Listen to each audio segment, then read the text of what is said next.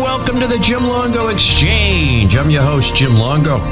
Where real people tell their real stories, we continue with the one and only Dr. Bill Gagnon. Bill, how are you today?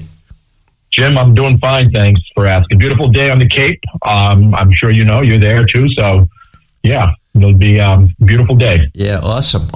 Well, we have a lot to and by the way, guess what? It's my anniversry today. Well, I didn't know that. How many years? No, 42 years, 42 beautiful years. My wife and I, we're blessed. We couldn't be happier. Blessed, wonderful family.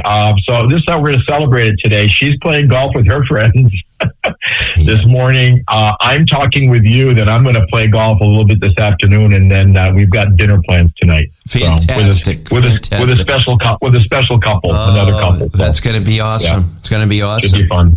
Should be fun. Well, since this is our last episode together, we have a lot to dig into today. But I'm going to open up today with a question. Have you ever had any unusual dental cases or anything that surprised you over the years?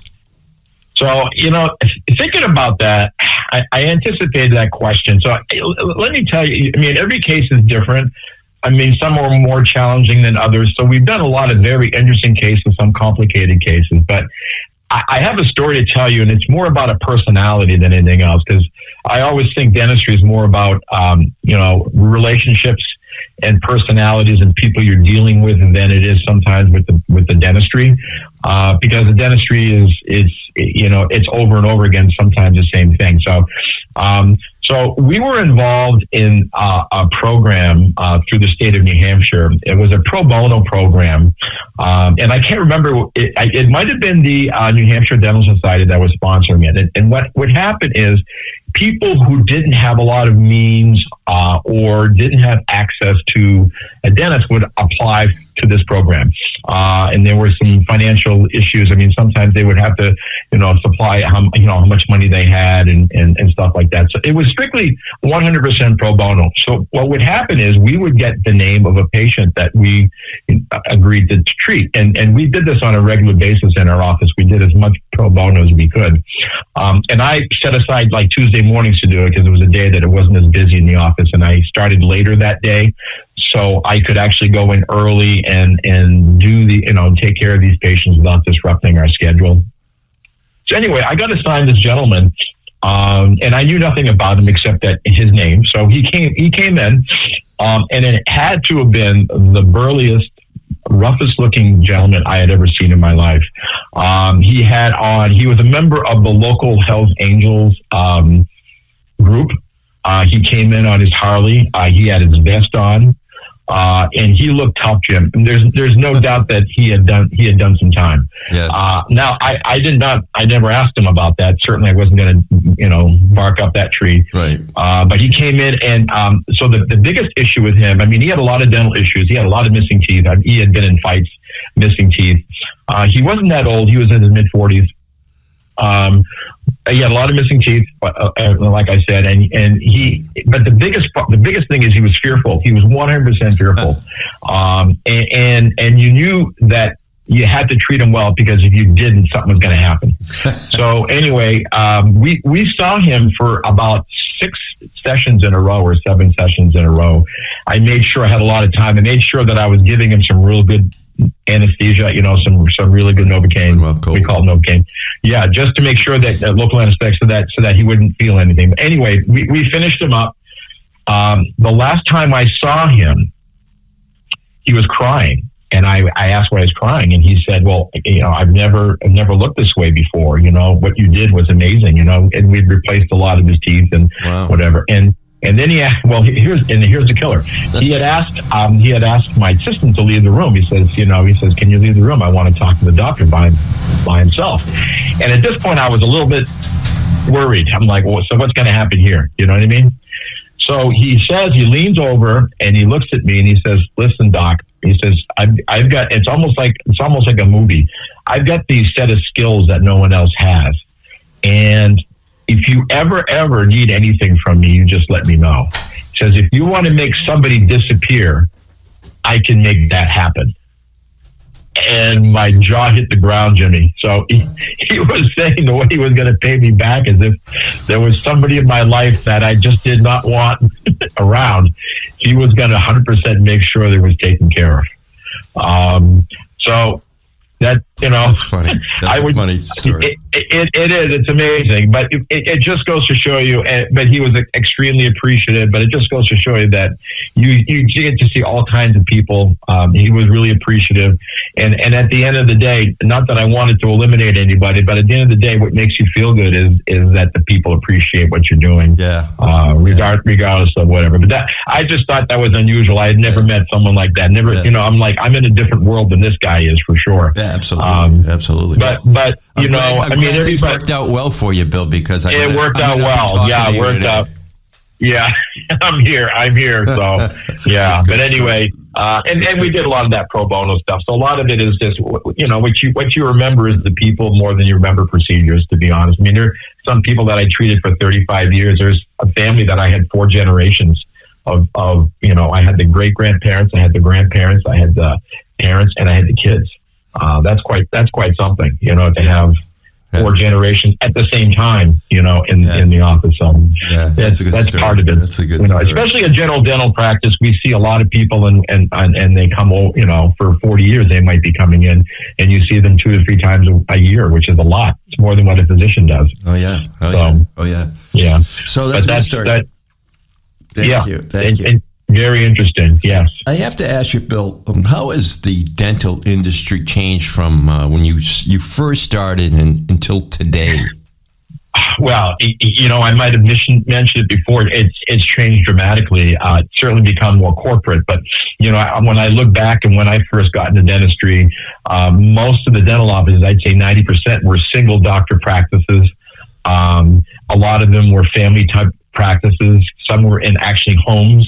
If people remember that, you'd have the dentist, most often you'd have, and it was a male, most often you'd have the wife working in the office as the office manager, and you had probably 1 hygienist and 1 or 2 assistants and maybe 4 or 5 employees total. Yeah. And then when I got into the field, it started to be more like group practices. So there were still private practices. They weren't corporate run, but you would have several doctors working in there, and that's what I was looking for. We'd have maybe 3 or 4 doctors under the same roof, multiple hours, much more hours. Insurance was definitely more prevalent at that time. Insurance covered $1,000 benefit would cover a lot of dentistry for the year. The delivery was that way. And now how it's changed is it's more like it's more retail dentistry. I mean, most of the offices, there's still a lot of private offices, don't get me wrong, but I would say 50% of the offices out there are run by corporations. Some are small, some are large. The dentists come out, they start working there, some stay forever and are employees. It's not much different than what's happened in the medical field, where very few docs have their own practice. They're all working for either HMOs or they're working for hospitals or large groups, and they're just employees. So in that respect, you kind of lose control sometimes. You're not as independent as you were before. And the insurance portion is going by the wayside with dentistry. The insurance doesn't pay that much. Yeah. So a lot of practices are now becoming boutique practices where they just don't accept insurance. You self-pay. And that becomes a problem with larger families is, they don't have the means to pay for, 3 or 4 children. So, I like the older model better, to be honest with you. I like the fact that offices can accept insurance. And I think it's important that you do. And it's important that you treat a lot of people, not just a few people. I think you need to treat the masses in order to be, a quote unquote, serving your community. And I think that, we're losing some of that, Jim. There's no doubt about that. Yeah. So what about the mentality of the dentist itself? I mean, you worked many years ago. You started. Has that changed at all? Well, I see a change in the generation that's coming up. I think they're I hate to say it, but they're more me generation. I remember when I first started, I can't remember the first year I took a real vacation, Jim. I mean, I had a young family, and basically we would go here and there, maybe take a 1 week vacation a year and go somewhere. But for the most part, we were dedicated. We were working, to support everybody. Now I think a lot of the younger people, they look for their time off first.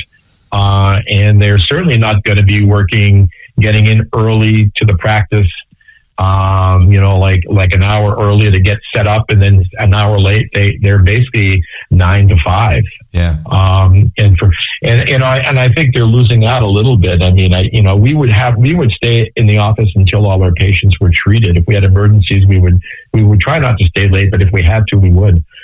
But I don't think that's the case anymore. Yeah. I don't even think some of these young doctors even see emergencies on weekends or answer phone calls in the afternoon. It's usually an answering service or whatever. And, probably the same thing with medicine as well. Yeah. So it's definitely changed. And, I think back then it was more like building relationships. And I think now it's more about survival, like economic survival for some of these people. Yeah. Yeah. One of the other things But it's not always the case. Like I told you, those 3 doctors that I had working for me, young doctors, about 5 years ago, they were not that way at all. They were definitely old school, which was great. One of the other things that we've touched upon a few times, but obviously the technology changed too, right? Oh, geez. Absolutely. Yeah. Absolutely. Well, and you see it all over the place. You see those commercials on TV where people are replacing their full mouth with, taking all their teeth out and actually putting, clear choice or whatever. That's become really, really large. And a lot of the younger doctors, that's all they want to do. They want to do those large cases. Yeah. But to be honest, those are few and far between. There are very few people now that have a lot of missing teeth in their 40s and 50s if they had good care. Number one. So you're not doing many of those cases. And the other thing is those cases are really expensive. I mean, they don't tell you, but those cases are anywhere between $30,000 to $40,000. Wow. And the third thing is the people who usually are in that situation that have lost all their teeth, they've gotten there because they have no financial means. They just don't have the financial means. So the ones who need it the most have the least amount of resources to pay for it. Yeah. So it's really kind of interesting how that technology is there, it's available, but it's certainly at a cost. Yeah. A rather large cost. Yeah. So interesting. Yeah, but it's really interesting how they do those cases. It's all done by digital radiography. It's all done by CAD CAM. It's all done by computers. Everything is made ahead of time, and when they start the case, everything is ready to just slide right in because of how they've done all the measurements and everything. Yeah. So, very interesting. Well, we want to continue on this extraordinary journey. We ended the last episode. You had just closed the deal for your practice. Tell us a little bit what happens next for you. So, at that point, it's almost like, okay, so what's going to happen now? How are we going to be treated by this organization? And I will say that for the most part, they treated us really, really well. We were allowed to keep, they kept the whole staff. They kept them all the incomes that they were keeping them. They changed this. Unfortunately, they did 3 things that I probably didn't like too much. The first thing they did is they changed our software completely, which they had to do because they had to go more web-based. Since we were part of a big organization, we didn't have our own little server. We were part of a larger organization, so we were basically web-based with our software, and that was a challenge to get used to that. They changed the name, which they shouldn't have. They should have probably just kept our name instead of Division of Mondovi, and they changed our name, which our brand was better than their brand. Yep. And I told them those things. And then the other thing is they really kind of changed a little bit the pay schedule. Like we were very lenient with our patients. We would extend them out for 6 months for payments until they came in for their next cleaning. We would allow that to happen, where they were a little bit more strict about payment. So I think those things were really negative things. But as far as how they treated me really, really well. They didn't really I was allowed to do whatever I wanted to do. I still did a lot of pro bono, though I had to sometimes hide it from them a little bit. What was your commitment to them, Bill? Different coding. What was your commitment to them? So my commitment, so most of the time they want a 2 to 3 year commitment, and I gave them a 3-year commitment. Okay. So basically, I was going to work for them, a non-compete, and I was going to work for them for X amount of money. The one good thing that was pretty good about it, they were going to be renting from me because they didn't want part of the building, which is one of the reasons I sold to them is they just wanted to buy so they were renting from me. I gave them a 3-year commitment, but I gave them 5 because my 3-year commitment ended right during COVID. And that was a challenging time for them, and I felt bad for them. They had been really good to me, so I added another 2 years. So I stayed for another 2 years, which is more than most people do, to be honest. Most of the time they're just 2 years and out. But it's a huge benefit. It was a huge benefit for them because as long as I was there, the productivity was really good. Yeah. The staff stayed. And I told they kept on asking my patients, Bill, when you're leaving, I know you're leaving at some point. And I said, you'll know, I won't just leave. I gave everybody kind of a 1.5 year notice. I said, listen, I'm done in 18 months. And I went to the end of that calendar year. So you're now an employee. I'm now an employee. How so basically, it was a lot of positive, to be honest with you. I didn't have to do any supervision. I wasn't doing much of that before, but my employment contract was kind of interesting. My employment contract was like 23 pages long, like what I could do, what I couldn't do. Interesting. And the sale of the practice was like 2 pages long. So it was really kind of interesting. They were more concerned about my employment and what I would do and what I wouldn't do. And I went through that with a fine-tooth comb, and I crossed out anything that said I was going to be supervising or doing reviews or doing anything management-wise. I'm like, no, I'm not doing any management. You'd have to pay me a lot extra to do the management part. Right. So basically, when they had certain directions and they had certain policies that I didn't agree with, I would voice my concern. But that's what you take on when you're an employee. Right. You're no longer making those choices. And if you're not willing to accept that, you don't do it. Right. So I thought I handled that pretty well. There were some things I wouldn't do at all, and I just didn't do. Sometimes they didn't know that I was doing them or not. I didn't ruffle any feathers, but right. Especially the pro bono, like a lot of the pro bono stuff, people would come in, I would just put a no charge. We had a certain code that was a no charge. I might have done like $1,000 worth of dentistry and put a no charge code on it. Right. Which was kind of, and they, they never reviewed it. I was seeing so many patients. So, I was pretty pleased about that part. But what happened over time is the staff started to get a little more disgruntled. We would lose every so often. We would lose a key employee because they just didn't want to deal with corporate. Yeah. But when I had left, there was still quite a few people that were still there. And there still are. I mean, this is like, I've been gone for 3.5 years now. When I go to the office, there's probably 5 people that are still there from our 25, and then a lot of people have retired too.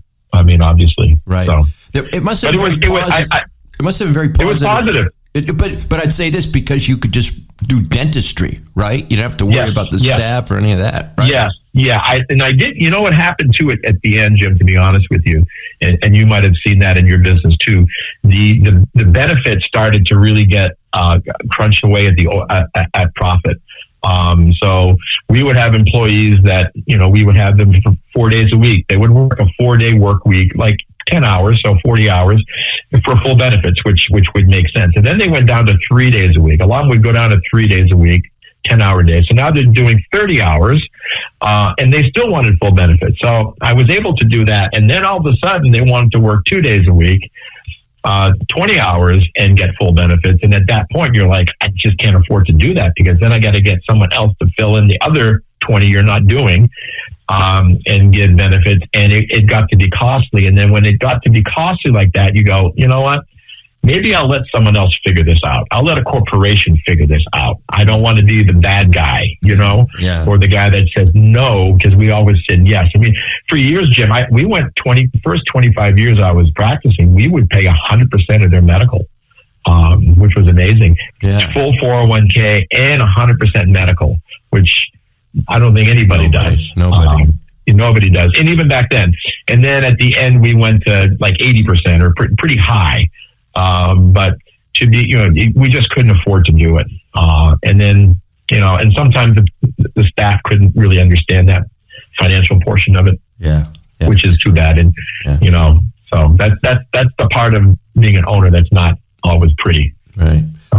So it's like any other business. So things roll along, and you were how many years? They rolled along, yeah. How many years? 3.5. I mean, how many? I did. Yeah, I did three and a half. I think it was 3.5 because I had sold the practice in April, and then basically I stayed all the way till December of 3 years later. So basically, it was about 3.5 years that I stuck on. How hard was it for you to completely retire? It's still hard, Jim. I mean, I knew I had to get out of the business because what was happening. I didn't want to be that guy that stayed too long. You hear those stories about, hey, I walked in there.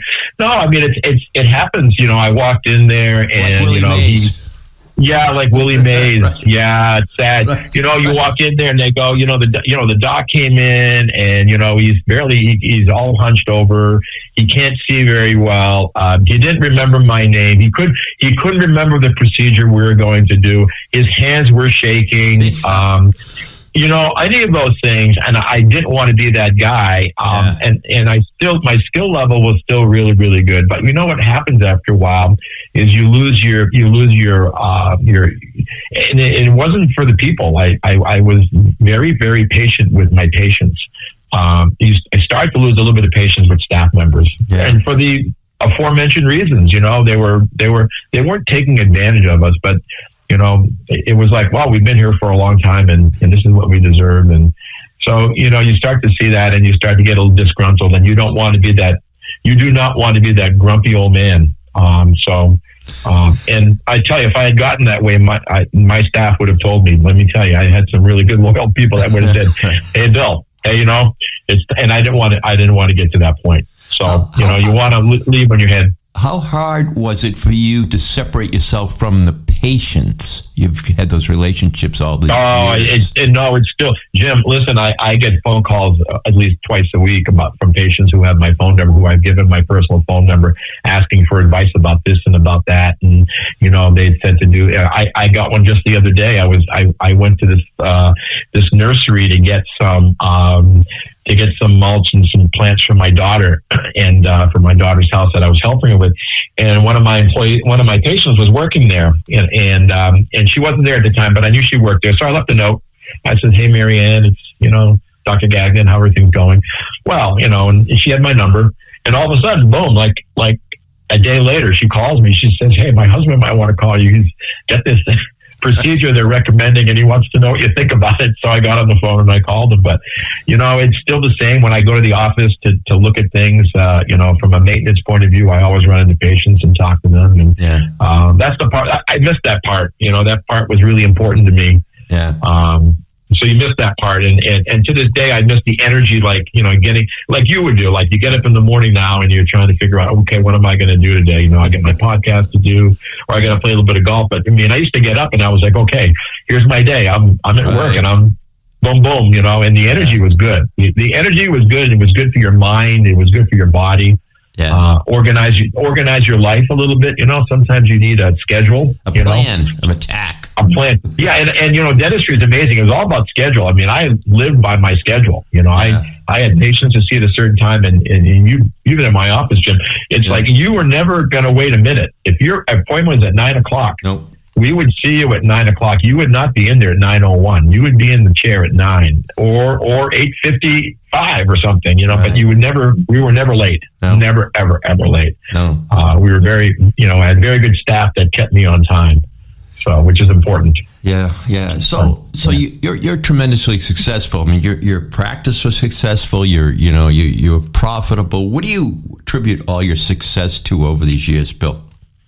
Well, I think a lot of it is, just doing the right thing. And that might sound, corny and stuff, but you always do the right thing. You're running a business, so you got a business in the back of your mind. But when the patient came in, it was never about the business. It was always about the patient.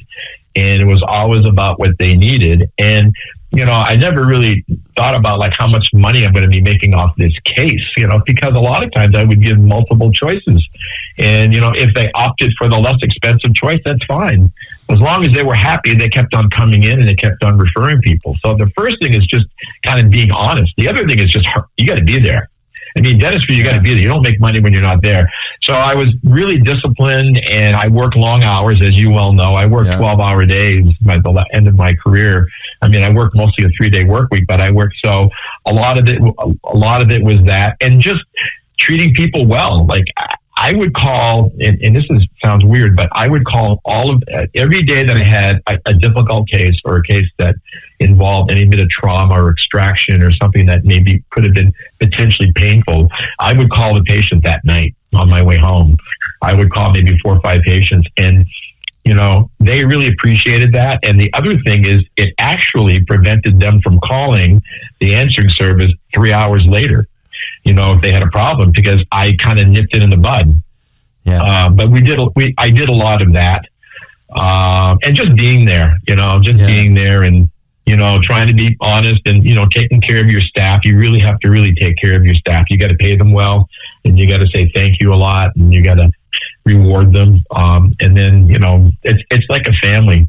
Yeah. And I appreciate you saying I was, successful. There's been a lot of other people more successful than me, but probably not happier than me when I did the work, I think, being a patient of yours, I think your approach, I don't know if I'm using the right word, your approach to dentistry was really outstanding. And I think you looked at things on I don't know if you call it conservative basis, where you would do the least that needed to be done. Yeah. Do you agree with that? Well, I agree with that, and I think that's a problem nowadays. Is the problem with dentistry, and I think 60 Minutes did a special on that, where they sent someone to five different offices, and they got 5 different treatment plans. Some were conservative, like, okay, we're going to watch this, or we're going to let the body heal it, and then some wanted to just do something drastic, like put a crown on every tooth or do aggressive work. And not that one's better than the other, but you really, I learned a long time ago that the body does a real good job healing itself. Yeah. And many times we create more problems by being too aggressive. We could try to restore a tooth too aggressively and destroy a lot of the natural tooth, and then all of a sudden there's nothing left. I saw enough what they call iatrogenic dentistry that was overdone, and then things did not work well. And most of the time, it's amazing how the body will heal itself. Just let it heal. A lot of dental disease is a natural process. It's an aging process, and you're not going to change that. Yeah. I mean, some is disease, but some is, over time. Your teeth when you're 80 are not going to be the same as when they're 20. Right. Right. They're older. They fracture. They chew a lot of food. They chew ice. They get demineralized from acids in your mouth, and it's like any part of the body. It breaks down, and you're not going to replace. It's like you're not going to replace your leg. If your leg goes bad, you don't replace your leg. You kind of like fix the leg. Right. So, a lot of stuff out there that's just way, way too aggressive. And you're right. I never took that route. It was always about something conservative, but if something was non-salvageable, then you'd have to be a little bit more aggressive. Right. And a lot of times we would talk patients out of doing something too aggressive, to be honest with you. Yeah. But you're right. I mean, I think that served us well. I think it developed a lot of trust. A lot of it is when you get a patient that comes in, it takes a while for them to really get on board with you, even if they say that they trust you, like someone recommended that you were going to be great. It takes them about 4 or 5 years before they, really, really buy into your culture and the way you are, because a lot of it is a culture too.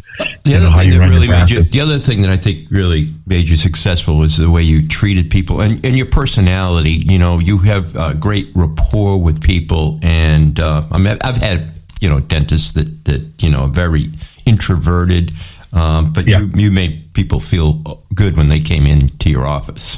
Well, I appreciate that. And, and you have to be selective sometimes, you have to read, you really have to read people. Like, I'm not going to treat a 20-year-old, young athlete or a young woman that comes in my practice the same I'm going to treat an 80-year-old.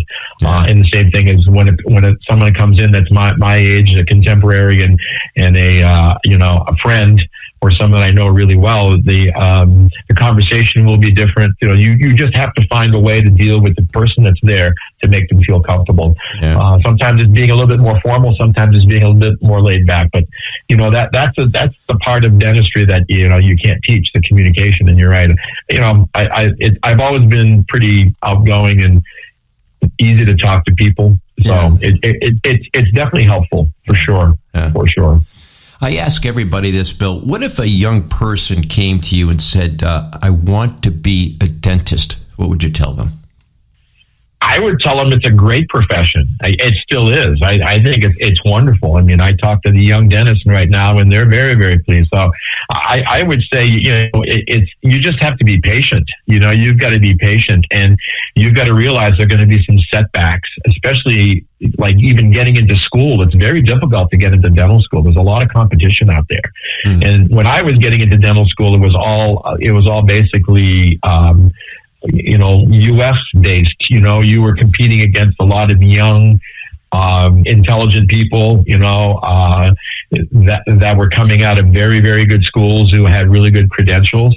Now what you're competing against, to be honest with you, is competing against a lot of foreigners who have practiced in other countries and are dentists in those countries. And when they come to the U.S., they have to go back to school, believe it or not. They've got to go back and do those. So you're competing against them to get in. So it's competitive to get in. So if your grades aren't that great, just be patient and get your grades up. You may not be able to get in, but, be patient with that. And then dental school itself is difficult. It's like medical school. It's challenging.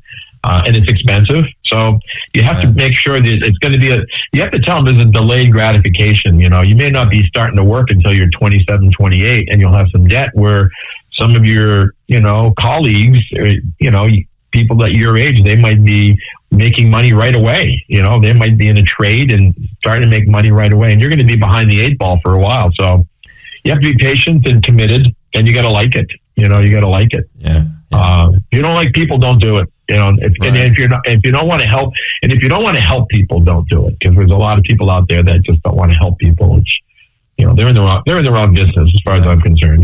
Go in finance and make money, on the stock market if you want to be challenged. And not care about people. Yeah.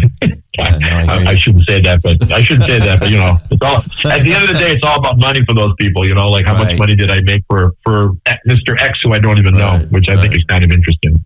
Right. So if you had to do it all over again, would you do the same thing? I do the same thing. I would do the same thing. I really do. I mean, there's other ways of, maybe easier ways of being successful, especially in the business world nowadays. But, to me, it wouldn't be about it's about the people. So, I came home every night feeling really good about what I did. Yeah. And I was home. I wasn't traveling. I know a lot of people. My brother, who's very successful in high tech. I mean, he's never home, and he's all over the world. So, I was fortunate. I was home every night, and I had a wonderful wife. Who was, who filled in the blank. She made sure that the kids were taken care of and this, and I was fortunate at the end, as you well know, Jim, I did a lot of coaching. I coached Jim's son. Jim's son, phenomenal athlete and a real good friend of my son. I coached him and I love that. I was able to get out of work and get the coaching in for multiple sports. And that was a benefit from being around, and having my own schedule and having my own business. Yeah. That was certainly, but I would highly recommend it for sure. And I would do it over medicine for sure. I think it's in a better place than medicine is. Yeah. And the reimbursements for medicine is terrible. And I also think the organizations that you have to work for are a lot more stringent and not as lack of independence of running your own business. And you can still do it with dentistry, which is great. So you're retired now. What do you do to keep busy? Well, I got an extended family now. It's awesome. I've got grandchildren now, as well as you do. So, when we're around, so we spend time, I think we might have said this. We split our time between, New Hampshire, which is, we raised our kids, and all our kids are there and our grandchildren are there. And then we have a house on the Cape, which we like, and that's only a couple hours away. And then we sneak away in the winter for about 4 months to go to Sarasota. So when we're local, we're helping the kids, we're raising grandchildren when they need us. So we do that. I certainly love to play golf, and I try to play golf maybe 4 or 5 days a week. I do like cycling. I'm able to cycle, so I cycle a few days, and then you go to the gym. So, and then people, you visit with people. So my day's full. My day's full. I'll be playing golf a little bit later and going out to dinner tonight, and with a wonderful couple, and it's full. Yeah. It really is. Yeah. But it's great. You have to keep busy, right? You got to keep busy, especially people like us. I'm not much. I do read, but I'm not a crazy reader, and I do not like to sit down by the beach at all. That's like a no for me. I'm probably about a mile or two from the beach, and I only go there when I cycle. I cycle and I stop off at the beach. I don't really go sit at the beach. Yeah. It's not something that's not in my DNA. Yeah, I hear you. Neither is it in yours, Jim, because I know you too. Yeah. Bill, Benny, any final thoughts on anything? No, I think I touched on it a little bit today. Yeah. To me, you don't live your life in a vacuum, in a cocoon. Yeah. We're supposed to be social. We're supposed to go out there and help people. We lose some of that. And to me, I always come back to relationships. Your relationships with your family is like the most important. Obviously, your friends are next. If you're a religious person, God is really important. But for me, all of those were important. But the other level for me was people. I needed to treat patients, and my job was to treat patients. My job was. It wasn't about me, it was about them. Yeah. And in conjunction with that is you have a staff that you're working with, and you have to be good with them. So to me, the relationships and the culture that you build with your staff and with your patients is really what it defines you. It defines you. And then you get so much more satisfaction out of dealing with people than you are dealing with things. Yeah. And I continue that now when I'm on the golf course. For me, I like to play golf. I'm an okay golfer, but I'm more concerned. I draw more fun from being with 3 guys playing golf for 4 hours and enjoying jokes and laughs than how I play. Yeah. How you play is kind of a bonus. Yeah. But everything else is it's relationships and being good to people. And all you got to do, you don't need a religion so much. You just have to be good to people. That's the way I look at it. Yeah. So anyway, well, I might sound corny, but I really do believe that. No, I know you do. You're an amazing person. You're an even better. No, seriously, you're an even better person than you were a dentist. You're an outstanding dentist. Not as good as Shawn Nichols, but outstanding. I appreciate that. Yeah. Well, Yeah, I know. Well, so the person that Jim's mentioning is my best buddy, who's a dentist, and we never practiced together, but we share a lot of times together. And I agree. I've sent so many people his way. I sent all my friends to him. Right. So he owes me. Well, next time I see him, he owes me something. He owes me a dinner or a beer or something. He does.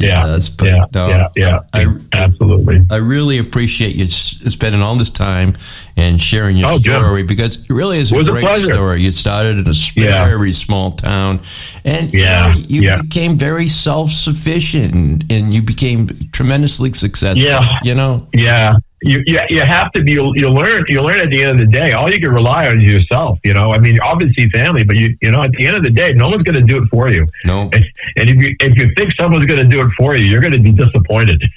Yeah. You really will be. Yeah. So. And I always felt like if I could have the energy and you make the right choices and you do the right thing, it'll always turn out. Even the things we talked about where you ran into those roadblocks. If you did the right thing, you come out of those roadblocks, and most of the time you come out way ahead of where you were before for some reason. Thank you for listening to this episode of the Jim Longo Exchange.